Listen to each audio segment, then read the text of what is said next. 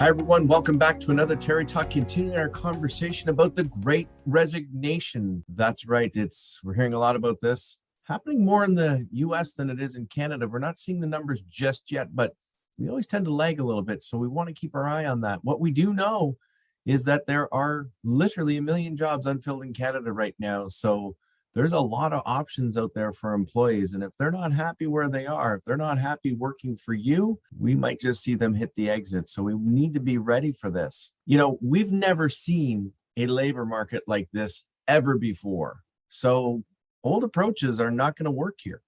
We need to switch it up a little bit. We've talked about recruiting and some of the steps to get that right. So you've got, the right people and you're getting people into your organizations. But how about retention? There's that old adage in sales that it's a whole lot easier to keep a customer you already have than it is to go find a new one. I think the same applies here with respect to employees. It's a whole lot easier to keep the employees you already have than to try and go find a new one or new employees. Of course, as always, we're going to be strong advocates of data. We're a bit science nerds here, Aria, and that's okay. We believe the data and science will point the way.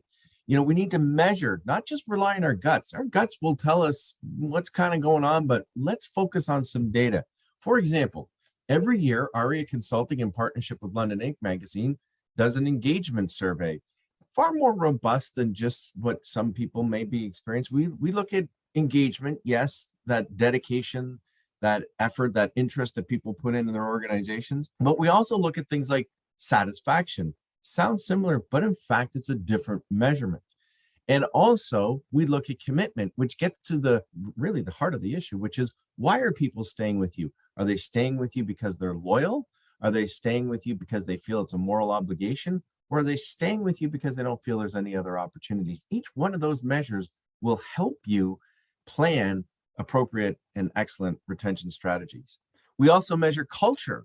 So you get a better line of sight as to what's really inside your organization in terms of culture, as opposed to just what you think it might be. And as always at ARIA, we have our trifecta. We believe that every organization is a three-legged stool that's built on leadership, engagement that we just talked about, and of course, culture. Let's talk about leadership for a second. I think this is a place where we can really dig in a little bit further. So far, if one were to measure the return on investment on leadership, I'd say we're getting a really bad return. Why? Why are so many people leaving organizations? If we've got great leaders in our organizations, they shouldn't be leaving. They should be embracing that.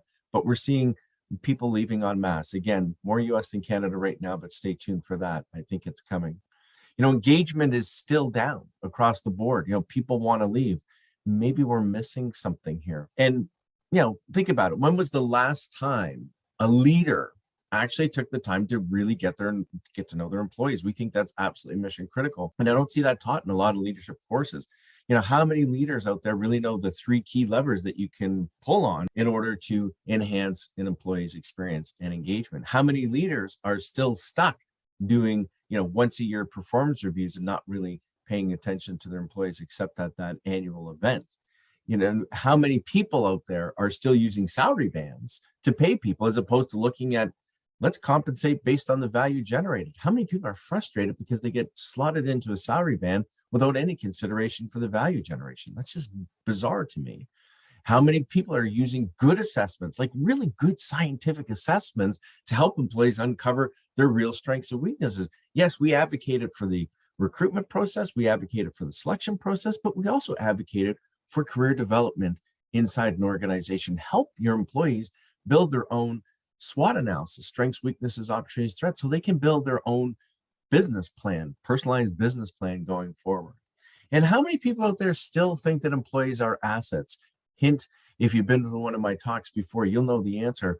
Employees are not assets, because assets we can sell and liquidate if we get in trouble. Good luck trying to sell an employee. So at ARIA, we really believe that yesterday's solutions, they don't solve today's problems. We've been working very hard to come up with new creative ways of looking at these problems. If you're interested in learning more, we'd love to hear from you. Throw something in the chat box down below. We'd love to have the opportunity to chat with you about some of the issues you're facing inside your organization. It's fundamentally, we love to help.